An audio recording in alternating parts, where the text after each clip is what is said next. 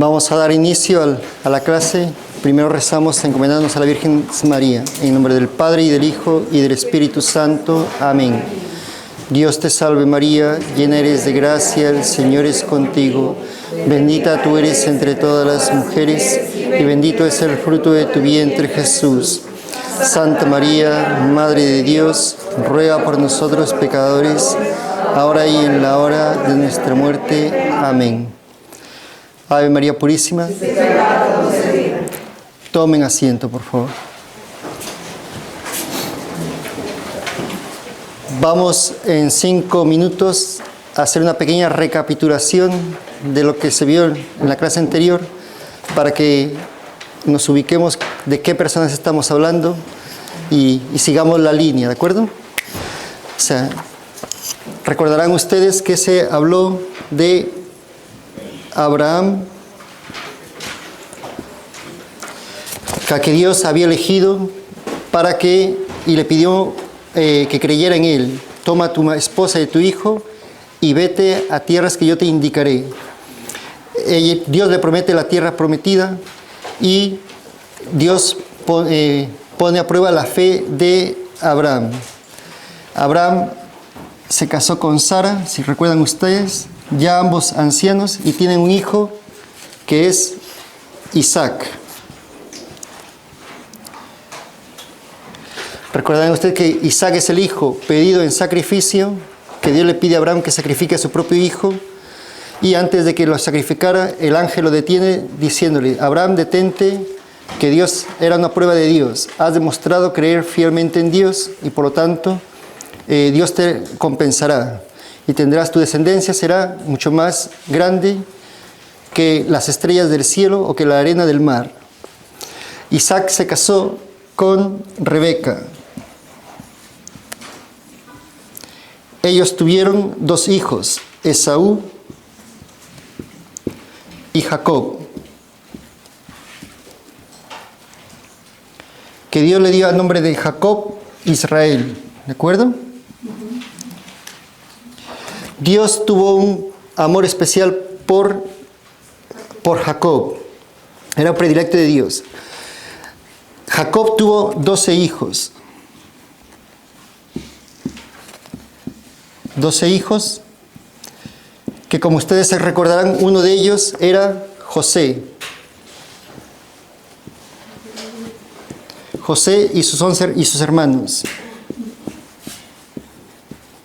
Recordarán que sus hermanos vendieron como esclavo a José a unos comerciantes que iban de paso y se lo llevaron esclavo a Egipto, donde José adquirió gran favor en Egipto y fue creciendo, ascendiendo poco a poco hasta el punto que llegó a ser de tal prestigio que casi tenía el mismo poder e influencia que el faraón en Egipto.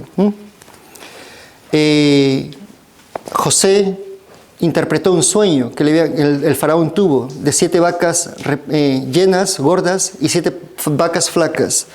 José habló de el tiempo que había sobreabundancia de alimentos, las 7 vacas gordas, rellenas, y luego el tiempo de las 7 flacas, que era tiempo de hambruna.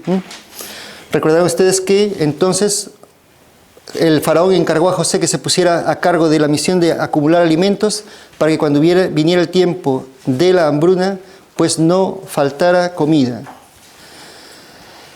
Igual que en Egipto hubo esa escasez de hambre, también en Canaán, donde estaban los otros hermanos de José, que al enterarse que en Egipto había alimentos, fueron los 11 hermanos, menos Benjamín, fueron 10, porque el Benjamín, el pequeño, se quedó con su padre Jacob.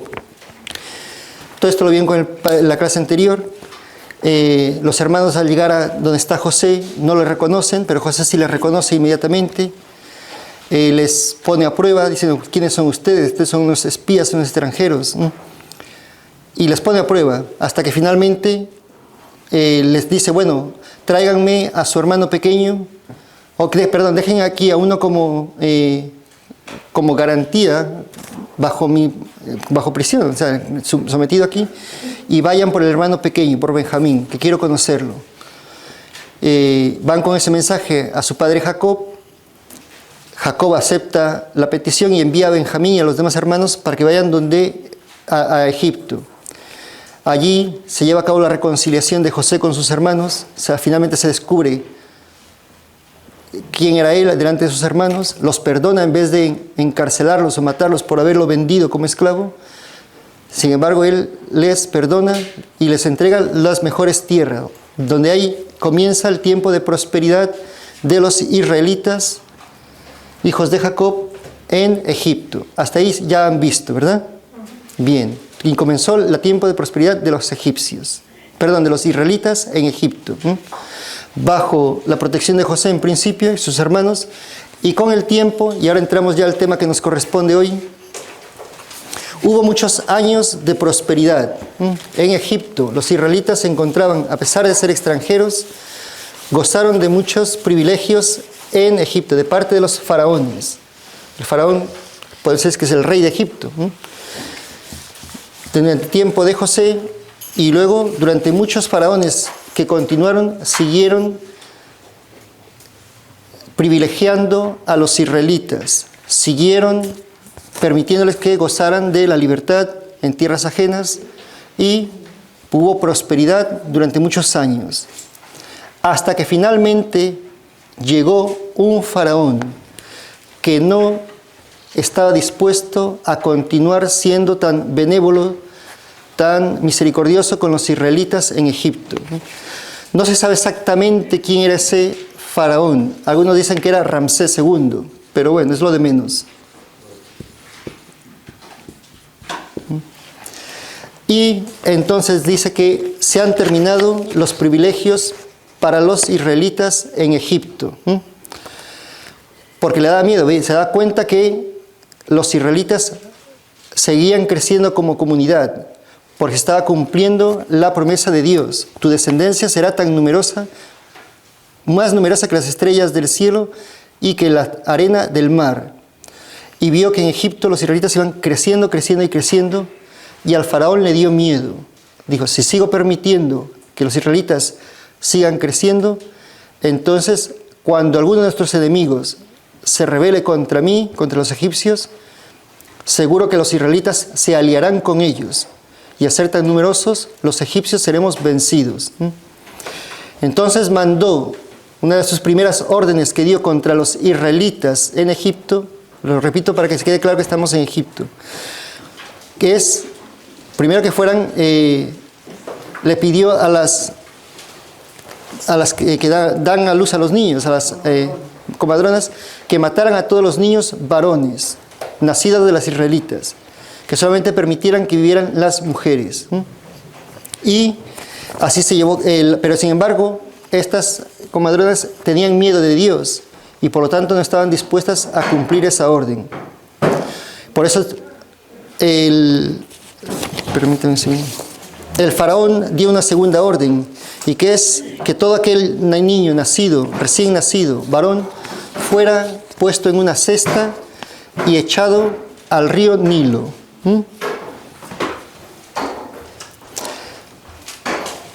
El faraón decidió esclavizar al pueblo israelita. De esta manera no podrían rebelarse contra sus amos.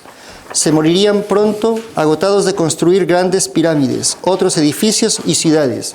Y además eso sometió a los israelitas a esclavitud. Y a partir de ahora estas libertades y prosperidad de la cual gozaban se terminó y fueron hechos esclavos. Muchas veces vemos en las películas de egipcios cómo exactamente las pirámides se construyeron con los esclavos. Precisamente eran los israelitas.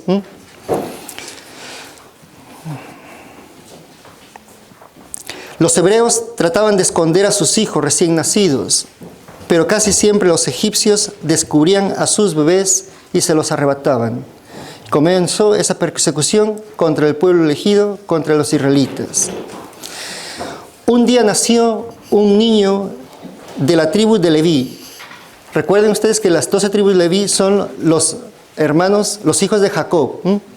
Cada uno de los hijos tuvo su descendencia y se conocen como las tribus. La tribu de Leví, la tribu de Benjamín, la tribu de, etcétera, los hijos de Jacob, los 12 hijos de Jacob. Pues un hijo de una israelita de la tribu de Leví nació Esta tribu o familia descendía de Leví, uno de los hijos de Israel. Cuando su madre y su hermana ya no podían esconderlo, decidieron a Moisés ponerlo en una cesta de mimbre con un material impermeable para que no entrara el agua, y le echaron por el río Nilo. Lo escondieron entre las cañas de las orillas del río Nilo. En ese entonces, en ese momento que el niño estaba allí escondido, bajó la hija del faraón para bañarse en el río. Y oh sorpresa, encontró a aquel niño recién nacido, o ya un poquito mayorcito de meses, en esa cesta. Enseguida se percató de ella de que tenía que ser un israelita. Este niño tiene que ser un israelita. Y la hija la madre Miriam, la hermana de Moisés, que era una de las esclavas, una de las siervas, se acercó inmediatamente al lado de la princesa y le sugirió: ¿quieres que busque a una israelita para que se encargue de este niño y lo eduque y lo cuide? Y la princesa, la hija del faraón, como se encariñó con el niño, inmediatamente le dijo que sí, que buscara a alguien, una hebrea que cuidara de este niño. Inmediatamente Miriam, que era la hermana de Moisés, llamó a su propia madre, también a la madre de Moisés. Aquí está, y le presentó a la princesa, le presentó a su propia madre. Aquí está la israelita que puede cuidar de tu niño. Entonces la princesa conversó con ella y le dijo: cuida de este niño y yo te pagaré. Entonces Moisés fue educado por su propia madre, sin que la princesa lo supiera, hasta que ya llegó la edad de que Moisés fue entregado al palacio, a donde está el faraón y a la princesa. Ya había cumplido una edad en que ya iba a estar, se les entregó a ellos, ¿no? Entonces creció y vivió Moisés dentro del ámbito de la corte del faraón, ¿no? Pero a la vez sabía él que era un hebreo, ¿no? Sabía que había nacido de una hebrea y por lo tanto él sabía que no era egipcio, ¿no?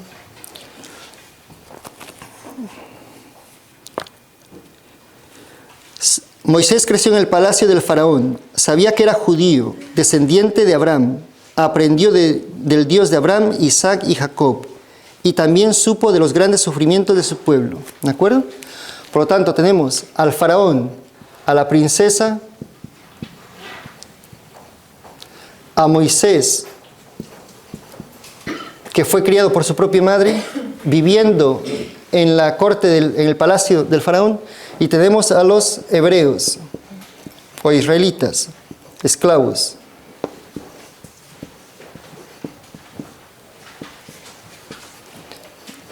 Esclavos.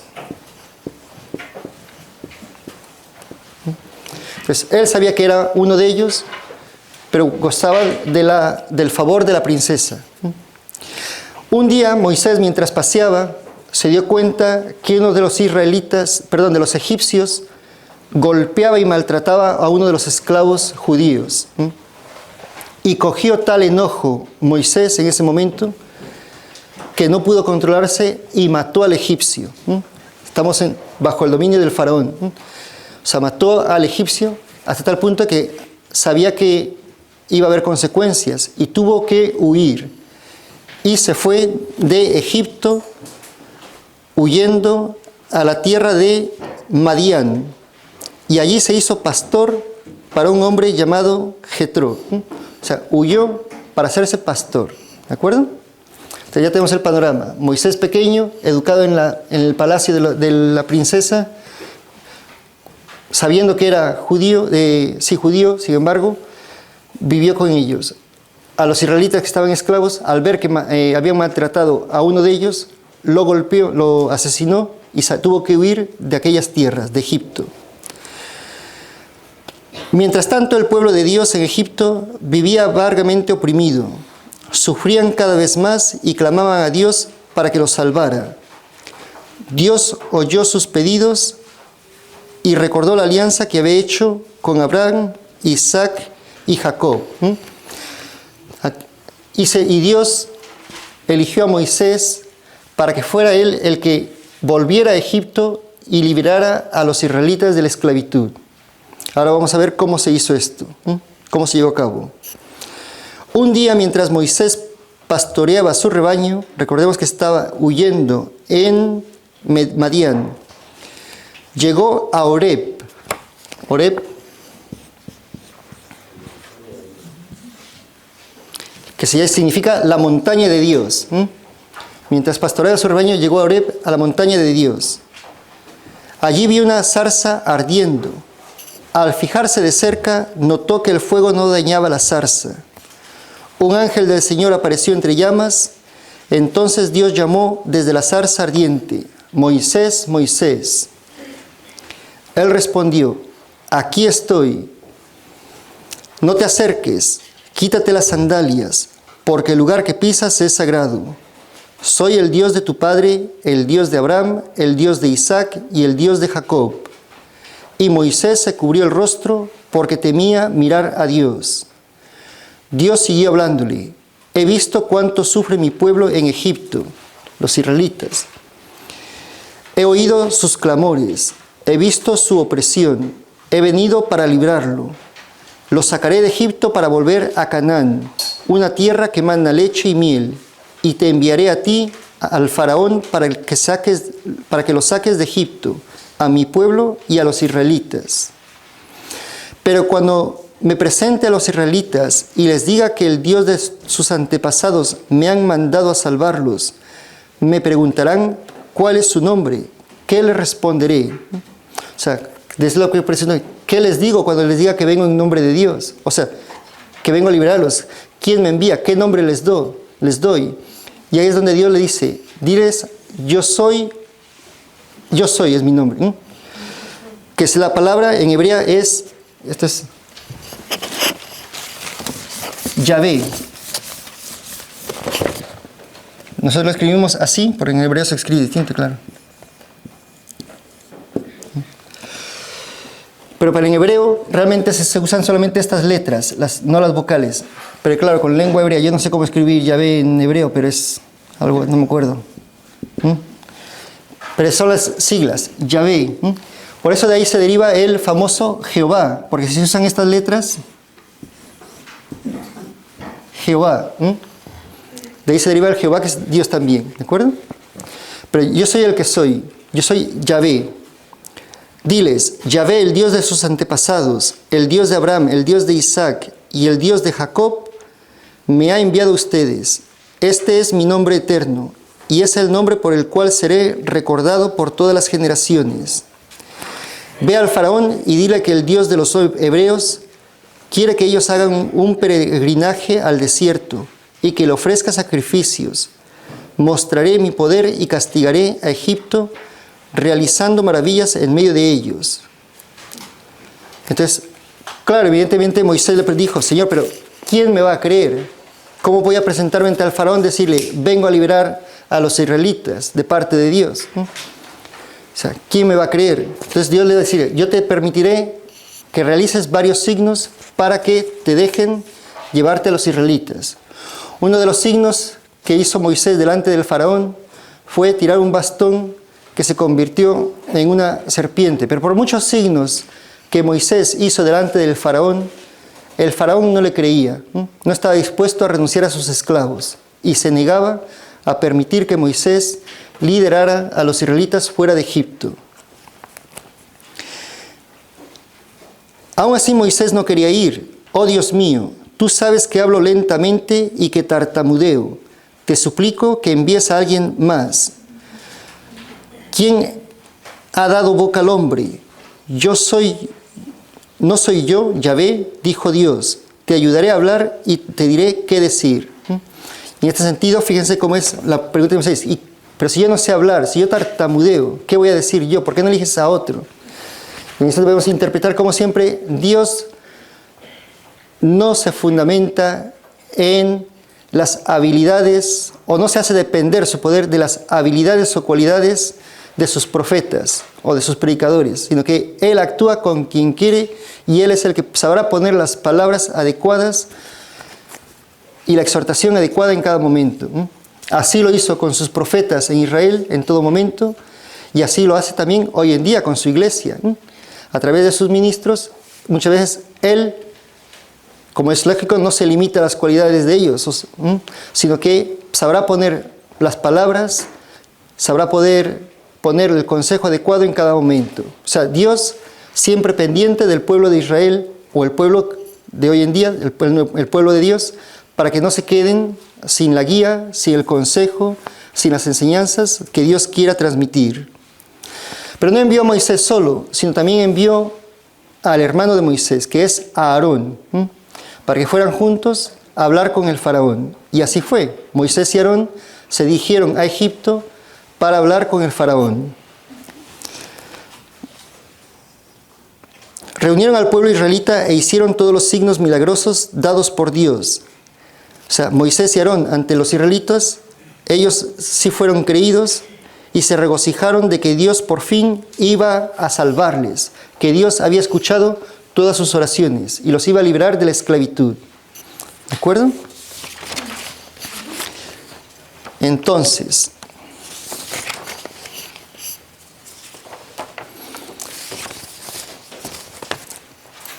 continuamos. Como el faraón no estaba dispuesto a creer a Moisés y no estaba dispuesto a liberarlos, a pesar de los signos que Moisés realizaba de parte de Dios, entonces Dios decidió enviar 10 plagas a los egipcios. Son las 10 plagas de Israel, de Egipto, perdón, que las vamos a mencionar ahora.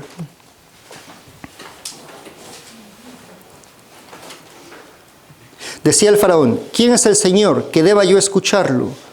No sé nada de él, respondió el faraón. Puedo ver que tu pueblo no tiene suficiente trabajo. Si creen que tienen tiempo para adorar a su Dios, tendremos que darle aún más que hacer. O sea, como no le quería, más trabajo les puso y más yugo sobre los israelitas. Oh Señor, gritó Moisés, ¿por qué me has enviado? No has liberado a tu pueblo. De hecho, las cosas se han puesto peor. Yo soy el Señor, respondió Dios. Yo voy a alzar mi mano contra Egipto y con gran poder sacaré de allí a los hijos de Israel. Haré muchas señales y maravillas, y todos llegarán a saber que soy el Señor, cuando extienda mi mano contra Egipto.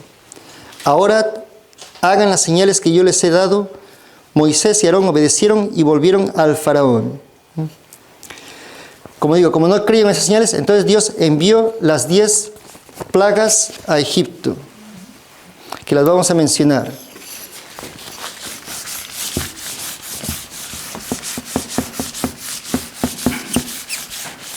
Todo esto está relatado en el libro de Éxodo, en la Biblia. La primera plaga fue, todo el agua se convirtió en sangre. Agua convertida en sangre. Por lo tanto, no podían beberla. Segunda plaga, segundo castigo. La plaga de las ranas. Plaga de ranas. Una plaga de ranas.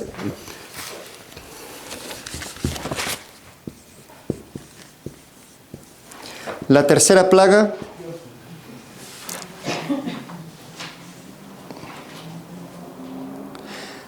La arena se convierte en mosquitos.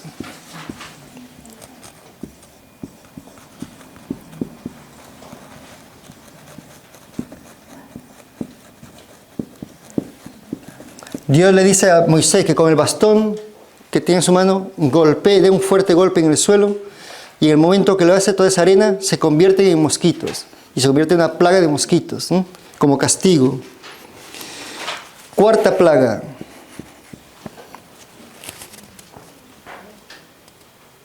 Como les digo, los mosquitos picando tanto a los hombres como a los animales y por lo tanto haciéndoles gran daño. 6.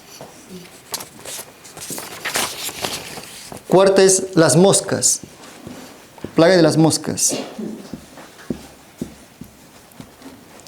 La quinta plaga, muerte del ganado egipcio.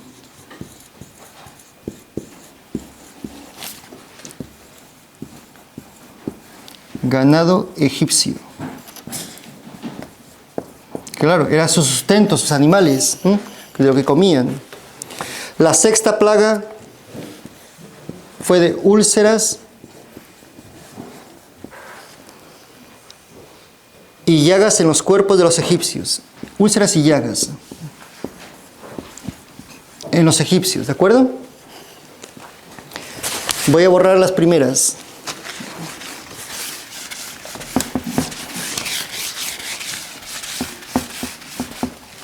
La séptima plaga, tormenta de granizo.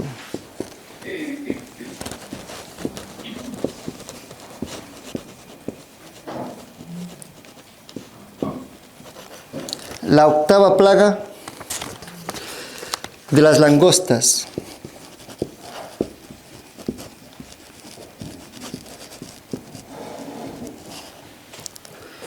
La novena plaga de las tinieblas.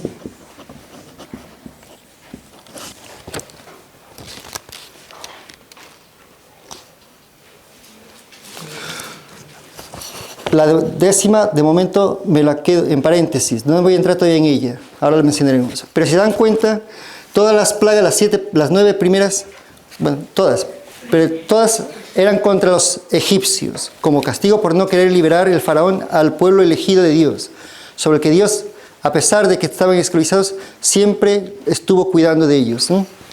No afectaban a los israelitas, sino a los egipcios.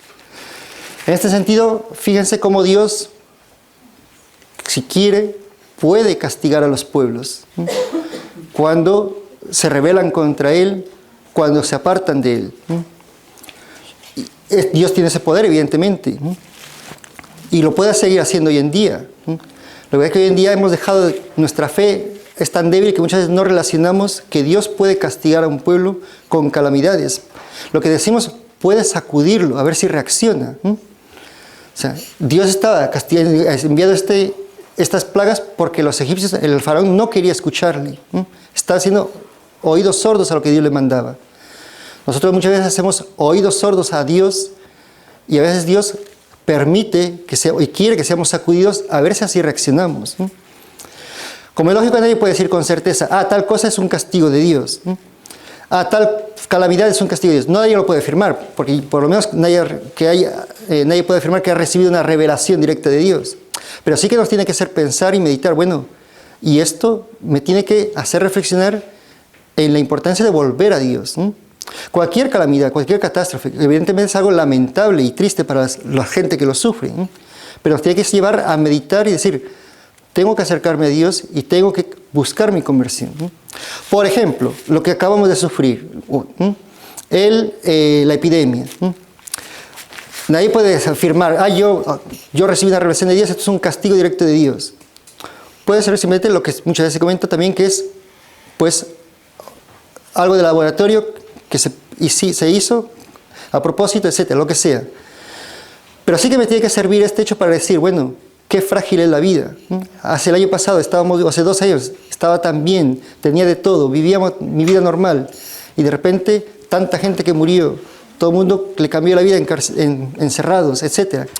Eso sí me tiene que hacer reflexionar y decir, bueno, tengo que volver a Dios, tengo que llevar mi vida por los caminos de Dios, por si algún momento Dios me llamara de rendirle cuentas de mi vida delante de Él. O cualquier calamidad nos tiene que hacer reflexionar, bueno, esto que nos ayuda a cambiar y acercarnos más a Dios, ¿de acuerdo? Como no necesariamente uno puede afirmar directamente tal evento, tal suceso es castigo directo de Dios, no. Puede ser que es un desastre natural o lo que sea, pero sí que nos tiene que llevar a reflexionar sobre cómo Dios a través de esas cosas también nos quiere llamar la atención muchas veces, ¿de acuerdo? Y ahora sí me detengo más en la 10ª, que esta es importante, porque tiene mucho sentido y es muy...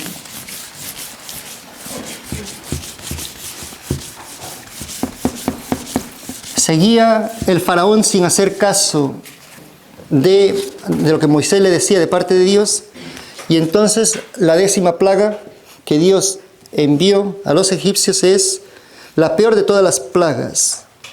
Y aquí voy a leer un poco el relato resumido de lo que Dios ha hecho. Dios le dio este mensaje a Moisés para que se lo transmitiera al faraón.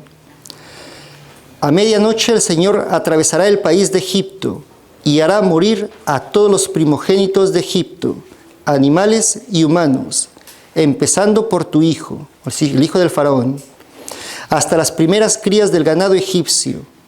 Se levantará un gran clamor por todo el país de Egipto, como no se ha oído nunca. Sin embargo, ninguno de los hijos o animales de los hebreos morirá.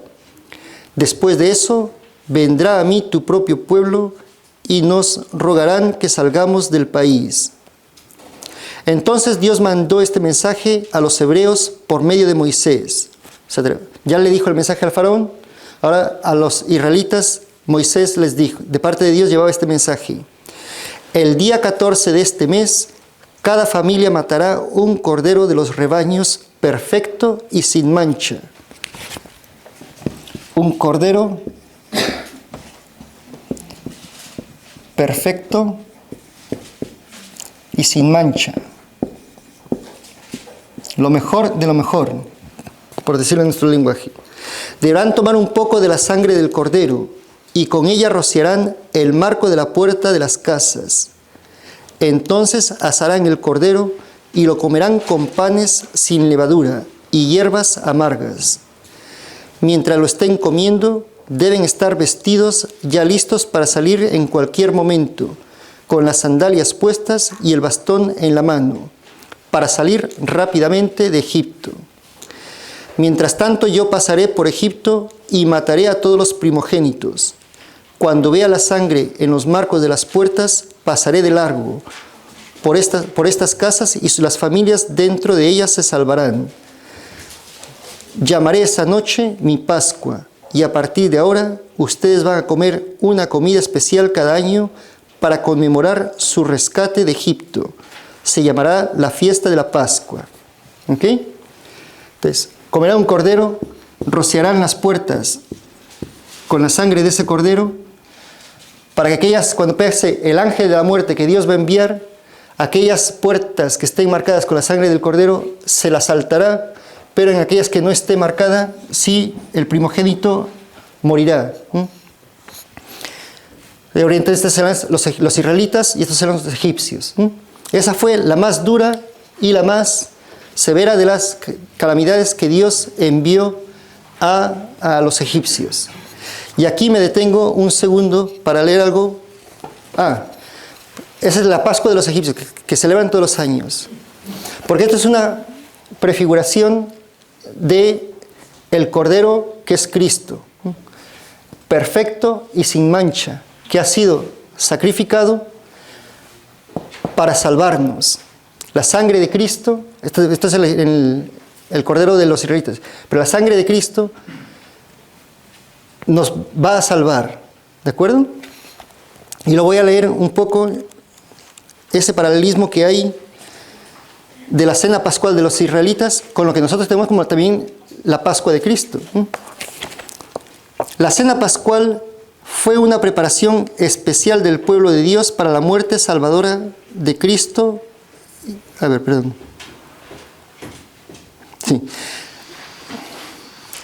En la actualidad las familias judías se reúnen para celebrar la fiesta de Pascua, conmemorando esta salvación y liberación del pueblo de Egipto, ¿de acuerdo? La cual se celebra siempre durante la misma temporada que la Pascua cristiana. La cena pascual fue una preparación especial del pueblo de Dios para la muerte salvadora de Cristo y para la misa, que es el sagrado banquete sacrificial sagrada del nuevo pueblo elegido, la Iglesia. Detengámonos un momento para comparar estos eventos importantes. Los israelitas se reunían para la Pascua por mandato de Dios. Esa Pascua la celebraron por mandato de Dios. Los católicos nos reunimos cada domingo para la misa como Jesucristo nos manda. Durante la ceremonia, los israelitas sacrificaban un animal conocido como el Cordero Pascual. Nosotros ofrecemos al Padre el sacrificio eucarístico de Jesús, quien es el Cordero de Dios. Los israelitas eran un cordero, un animal. Nosotros el Cordero con mayúscula, el Hijo de Dios.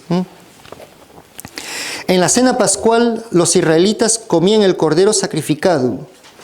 En cada misa somos invitados a participar del cuerpo y la sangre de Jesucristo en la Santa Comunión.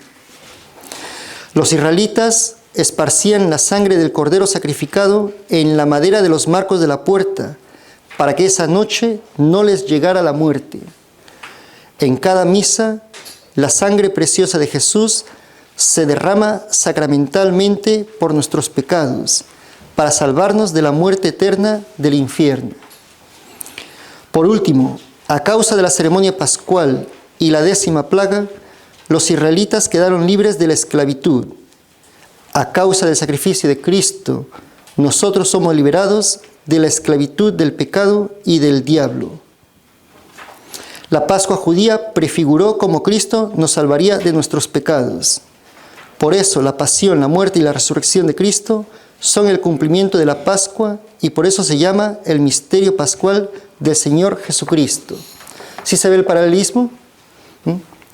Del cordero de los israelitas que sacrificaron, que con su sangre, la sangre de ese cordero, ese animal, cubrieron la puerta para ser salvados del ángel de la muerte y no les pasara nada y fueran liberados. Pues de la misma manera, Cristo, el Cordero Inmaculado, es ofrecido en la Santa Misa. Y esa sangre de Cristo derramada sacramentalmente nos salva a nosotros del demonio y de la condenación. De ahí el valor tan grandioso de la Santa Misa y de la Eucaristía. Por eso el Cordero Inmolado que se sacrifica por nosotros y nos salva. Igual que salvaron, con ese signo se salvó el pueblo de Israel, con la misa, que no es un signo, es la muerte de Cristo en la cruz, se nos salva a nosotros de la condenación, se nos salva de la esclavitud del pecado y del demonio. ¿De acuerdo?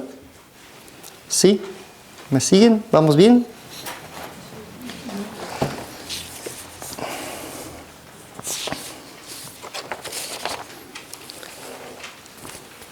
Entonces, así el pueblo de Israel preparó su primera cena de Pascua. A medianoche Dios pasó e hizo morir a todos los primogénitos egipcios, incluido al hijo del faraón. Cuando el faraón se dio cuenta de que su hijo primogénito había muerto, le entró tal tristeza y se dio cuenta de lo que había pasado que finalmente le dijo a Moisés: toma a los israelitas y vete de aquí. Le concedió que se fuera con ellos, ¿de acuerdo? Mandó llamar a Moisés y a Aarón y les dijo: llévense todo lo suyo y váyanse. Su propio hijo había muerto esa noche. Después de esto, los hebreos se fueron por el desierto hacia el Mar Rojo.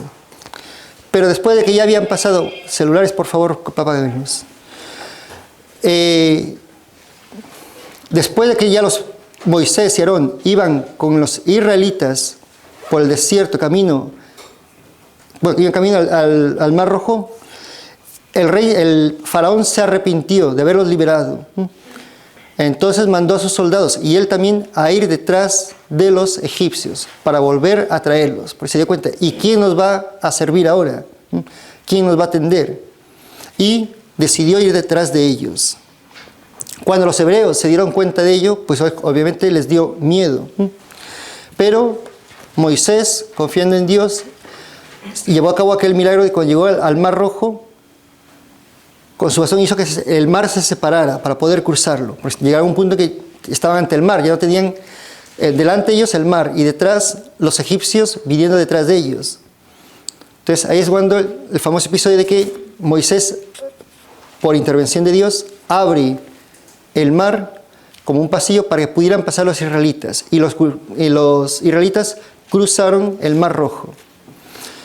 Cuando ya habían pasado el último de los israelitas y venían detrás todos los egipcios, las aguas se cerraron y todos esos egipcios que perseguían a los israelitas murieron. ¿De acuerdo? Todas estas epidemias, hago un pequeño paréntesis, que hemos mencionado, algunas veces se les ha intentado dar una explicación meramente natural, quienes no tienen fe. Han dicho, claro, no eran realmente milagros, sino que en aquella época y por estudios geográficos, entonces, había temporadas en que la marea bajaba y había una inmigración de ranas o de los otros langostas, etc. Le han quitado el valor sobrenatural. No, pero para Dios, Dios no se limita a cosas de la naturaleza, puede ser grandes milagros. Y son milagros, bueno, castigos, ¿no? Pero por intervención de Dios, que se realizaron por poder y querer de Dios. ¿No? Pero sigamos.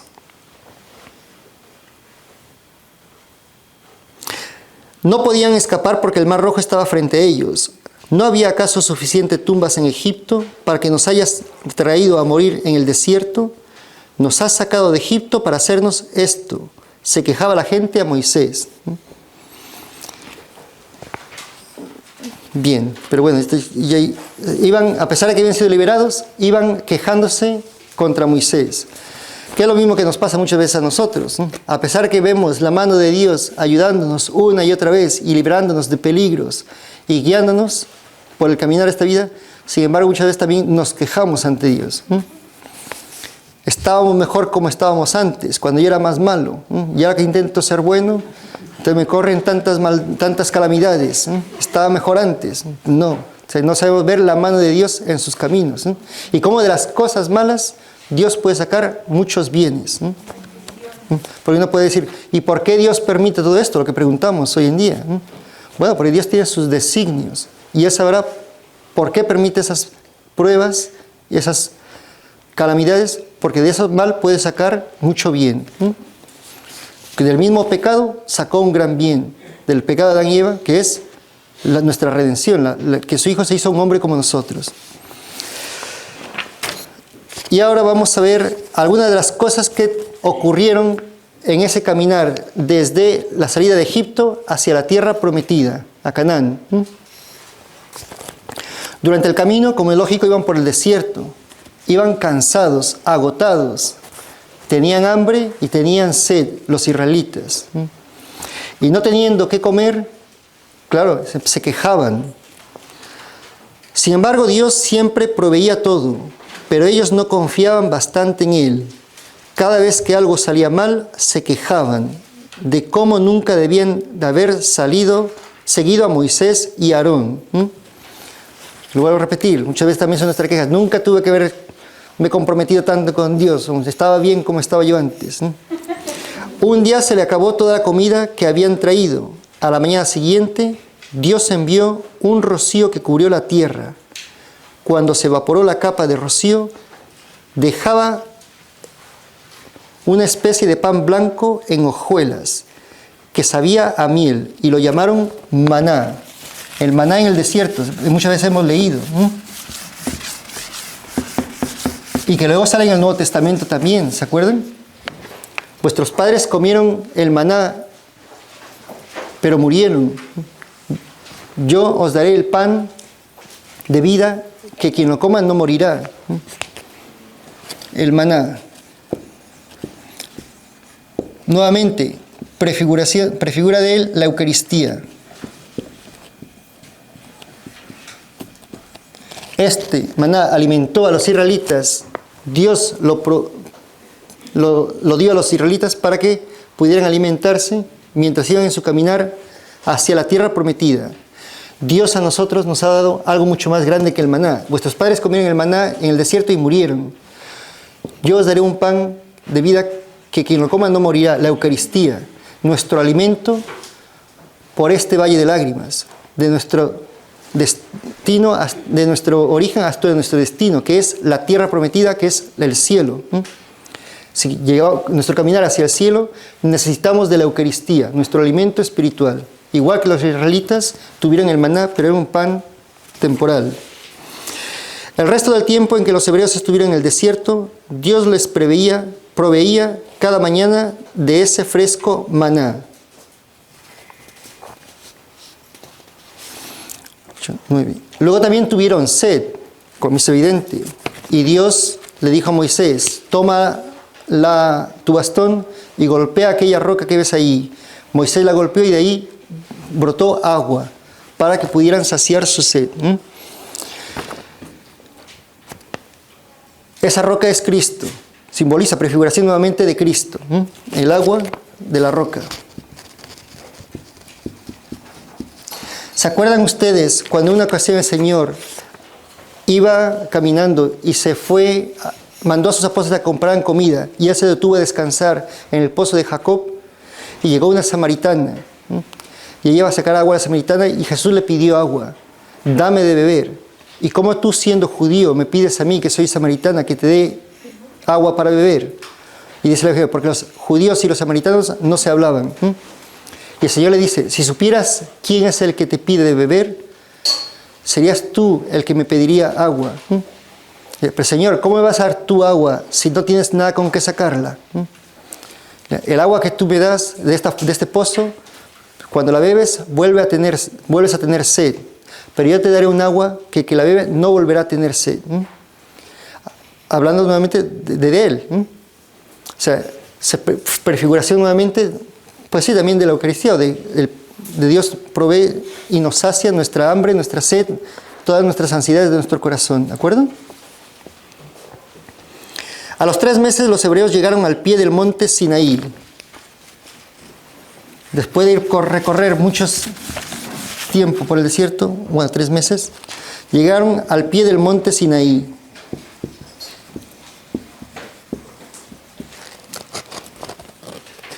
Dios llamó a Moisés desde la montaña diciendo, di al pueblo de Israel, ya han visto lo que he hecho con los egipcios y cómo a ustedes los he llevado sobre alas de águila y los he traído a mí. Ahora bien, si obedecen mi voz fielmente y guardan mi alianza, ustedes serán mi pueblo entre todos los pueblos. Serán para mí un reino de sacerdotes, una nación consagrada a mí. Los israelitas, al oír este mensaje que Moisés les traía de parte de Dios, dijeron, haremos lo que Dios nos pida. Habían comprobado que como efecto Dios los cuida y los protege. Después Moisés subió a la cumbre de la montaña y allí conversó con Dios. Y es donde Dios le entrega los 10 mandamientos escritos en 2 tablas de piedra. Esos 10 mandamientos de la ley de Dios, a través de los cuales es lo que Dios quiere que el pueblo fiel, el pueblo elegido, cumpla. Que a través de ellos es como cumplirán la voluntad de Dios. A los israelitas no les permitió subir a la montaña, pero vieron los relámpagos en el monte del Sinaí y oyeron los truenos y fuertes sonidos de trompetas, los cuales los hicieron temblar. A sus ojos, la gloria del Señor parecía un gran fuego en la cima de la montaña. Moisés desapareció por 40 días y 40 noches. Entonces, como Moisés estaba en la montaña 40 días y 40 noches, los israelitas se fueron desesperando y se fueron olvidando de cómo Dios los estaba cuidando y protegiendo. Y le pidieron a Aarón, el hermano de Moisés, que les hiciera, fueron a Aarón y le pidieron, fabrícanos un Dios que nos guíe, porque Moisés se ha ido y no sabemos qué habrá sido de él. Y Aarón fundió todo el oro que tenían y hizo con ello un becerro de oro, el cual los israelitas comenzaron a adorar. Cuando Moisés bajó del monte Sinaí y vio lo que estaban haciendo, que estaban adorando aquel becerro de oro, entró en un gran enojo y una gran cólera porque estaban yendo contra Dios, evidentemente. Rompió las tablas y mandó... Cuando Moisés vio a la gente cantando y bailando ante el becerro de oro, se enojó tanto que lanzó al suelo las tablas de los 10 mandamientos que Dios le había dado a su pueblo, y éstas se rompieron en pedazos. Moisés regañó a Aarón por haber dejado que la gente se dejara llevar por ese ídolo. El becerro de oro fue fundido y el pueblo fue castigado por su pecado. Moisés quiso reparar los pecados de su pueblo y rogó a Dios que los perdonara. Entonces, ese pecado de adorar al becerro de oro es lo que se llama el pecado de la idolatría, de adorar falsos dioses. Y por eso el mandamiento no aparece en el Éxodo cuando Dios pide que no se construya imagen de dioses, de otros dioses, ni de imagen del cielo, de la tierra o del mar. Muchas veces ese texto, ese mandamiento que dicen, Dios dice que... nos acusan los católicos de que nosotros estamos yendo contra Dios por tener imágenes de santos o de la Virgen María y que caemos en idolatría. Cuando la Biblia dice ellos, claramente dice que Dios pidió que no se hicieran imágenes de cosa alguna, ni del cielo, ni de la tierra, ni del mar. Y como usan ese texto así, pero está sacado fuera de contexto. Primero, porque Dios estaba refiriendo a los dioses, no a hacer imágenes de dioses, no a cualquier imagen. Y además, Dios no se contradice. ¿Cómo puede Dios, por una parte, prohibir que no se hagan imágenes alguna? Y luego, más adelante aparece, cuando Dios manda crear el Arca de la Alianza, manda que sea, dice, que sea construida de oro, y luego dice, y harán imágenes de ángeles en cada esquina. Entonces, por una parte dice, no hagan imagen de cosa alguna, y por otra más adelante dice, y hagan imágenes de ángeles. No puede haber contradicción de Dios. Entonces, es que está sacado fuera de contexto. El no hacer imagen de cosa alguna se refería a otros dioses, ¿de acuerdo? Pero no a cualquier otra cosa. Y en ese sentido, las imágenes para nosotros no es que las adoramos, como bien sabemos, sino simplemente es una representación de personas que han vivido las virtudes cristianas de forma heroica, los santos. Y los veneramos, pero no los adoramos. Y las imágenes de la Virgen María no es porque la consideramos una diosa, sino simplemente porque es la Madre de Dios y también le demos una adoración, un tipo de culto más elevado que los santos. Pero no es adoración, sino un tipo de veneración más allá de los santos, por ser la Madre de Dios, ¿de acuerdo? Entonces, muchas veces se ha dicho, como está en la Biblia, de que no solamente ante Dios adorarás, está mal que nos postremos delante de una imagen de la Virgen o de los santos.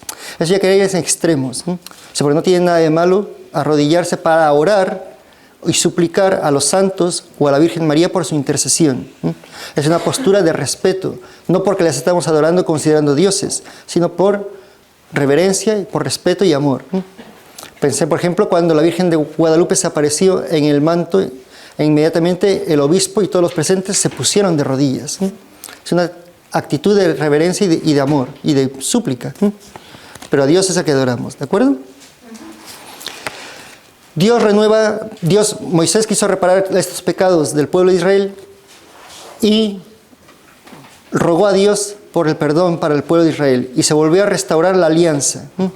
Dios restauró la alianza con el pueblo de Israel y le encargó a Moisés que siguiera guiando al pueblo hacia la tierra prometida. Pero le dijo a Moisés que él no vería esa tierra. Pero eso ya lo verán ustedes en la próxima clase.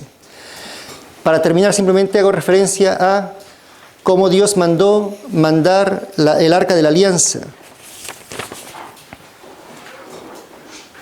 Bajo las instrucciones de Dios, el pueblo fabricó un cofre de madera fina.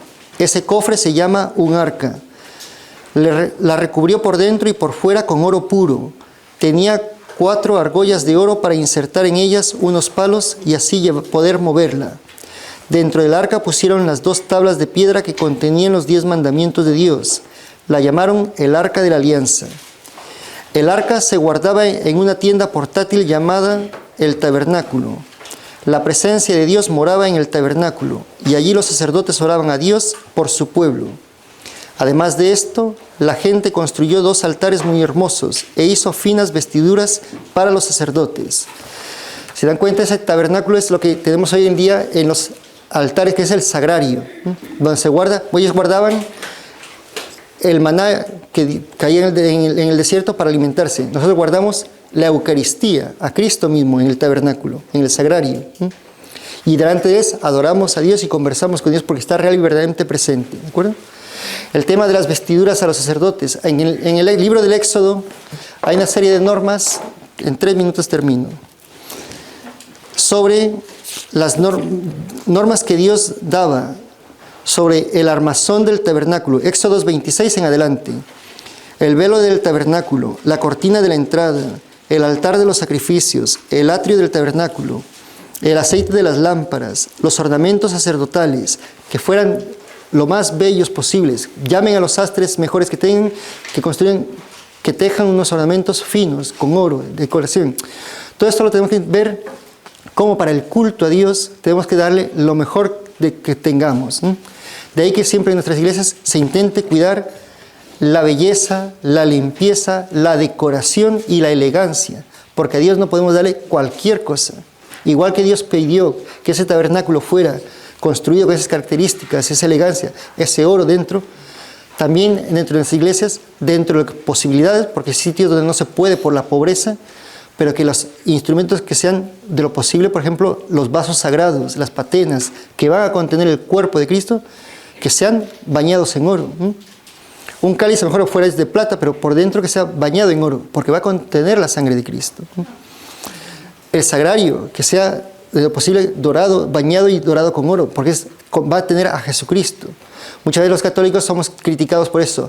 Claro, las riquezas de la iglesia y tienen en los altares tantas riquezas de oro. Bueno, eso no es malo.